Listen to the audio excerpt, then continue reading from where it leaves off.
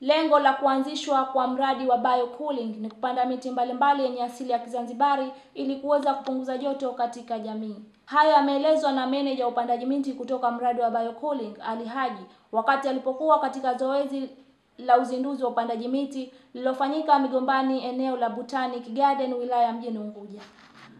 Lengo kubwa la mradi huu ni kupunguza hali ya joto katika jamii kwa kupanda miti, lakini kuna asili ya Kizanzibari.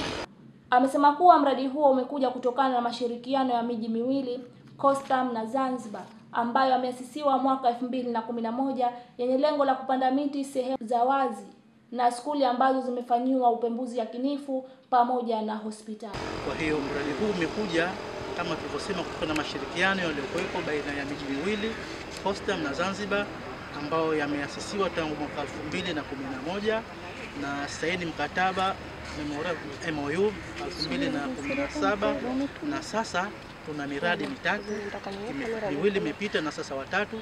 Hapa tuko Botanic, kama tunaona ile ilikuwa ni mradi wa pili baina ambao umetekelezwa baina ya mashirikiano ya sehemu zetu hizi mbili. Sasa mradi wa tatu ni wa BioCooling ambao tunategemea kupanda miti katika sehemu nne. Sehemu ya kwanza sehemu za wazi kama hapa tulipo. Sehemu ya pili ni maskuli, tayari kuna skuli zimefanywa upembuzi yakinifu ambazo mfano skuli ya Lumumba, skuli ya msingi wa Salim Turki, skuli ya Dr. Salmin Amu Chumbuni, pamoja na skuli ya Dr. Sheni, na tumekuja pale Mwembelabu ya zamani. Alafu tutakwenda hospitali Mnazi Mmoja, hospitali Chumbuni, maeneo ya wazi kama hapa, lakini tutakwenda wiki ijayo tutakuwa maeneo ya Chumbuni, uwanja wa VIP kule pamoja na maeneo yano, na tutapanda miti 5,000 katika mji wetu wa Zanzibar, miti ya asili. Na bahati nzuri siku ya uzinduzi wa mradi, mkuu wa mkoa alisema watu wengi hata miti ya asili hawajui, sasa imepotea. Ukimuuliza mtu Mkaga mti gani hawajui, ukimuuliza Mchocha mti gani hawajui. Kwa hiyo tutapanda hiyo miti, lakini pia umuhimu wake utakuwa ni miti ya asili. Na mradi huu ulikuwa una fezi kama 3. Kwanza ufunguzi, ya pili kujenga uwezo. Tulikuwa tulitafuta wataalamu wa miti ya asili kwa kufanya workshop, lakini pia kwa na workshop nyingine sababu tumeona hii miti iliyokuwepo pia miti mikuu ikaonekana tatizo kubwa, vipi tunaweza tukaprune. Kwa hiyo badala sisi kuprune, kumbe ile miti tunaiua. Kwa hiyo tukapata mafunzo kutoka mtaalamu maalum Mr. Eric Fisler kutoka Costam, akatoa elimu hii kwa wale wote ambao wanahusika na miti hapa Zanzibar, ambao ilikuwa ni manispaa zetu, kwa polisi, magereza, fire, kosi vingine ambao na watu wengine ambao pamoja na watu wa idara ya misitu. Na fezi ya tatu ni kununua miti. Miti imepatikana kutoka idara ya misitu Zanzibar kushirikiana na jumuiya ya Botanic. Na hatua ya 4 ni upandaji ambao ndio lengo kuu wa mradi, ambao leo tukijali wa mstahiki meya baada muda mchache atakwenda. Kwa hiyo tunakuombeni wananchi tushajishane kuhusu miti. Mkurugenzi alisema hapa mvua nyingi lakini bado joto kali.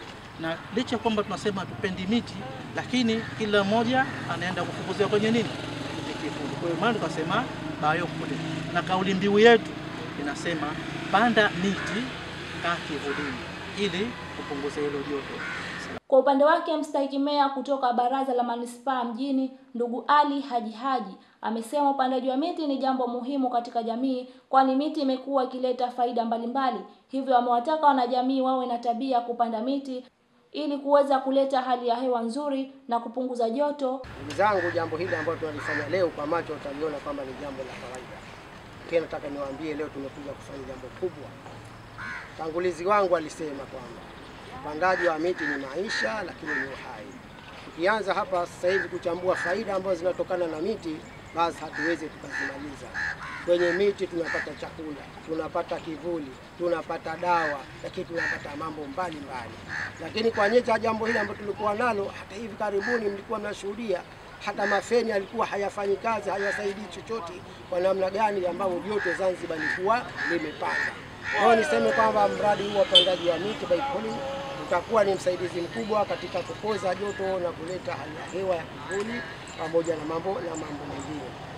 Niseme kwamba mradi huu chimbuko lake hasa kwamba ni mahusiano tuliokuwa nayo Baraza la Manispaa mjini na wenzetu wa Potsdam, jiji la Potsdam huko nchini Ujerumani, ambapo mwaka juzi nilikaribishwa mimi kama mstakimia kule anikaribishe nikienda Ujerumani, na niliporudi ndio ambao nikarudi na mradi huu. Kwa kweli huu ni mradi wa maana sana kwa kizazi cha leo na kizazi kijacho.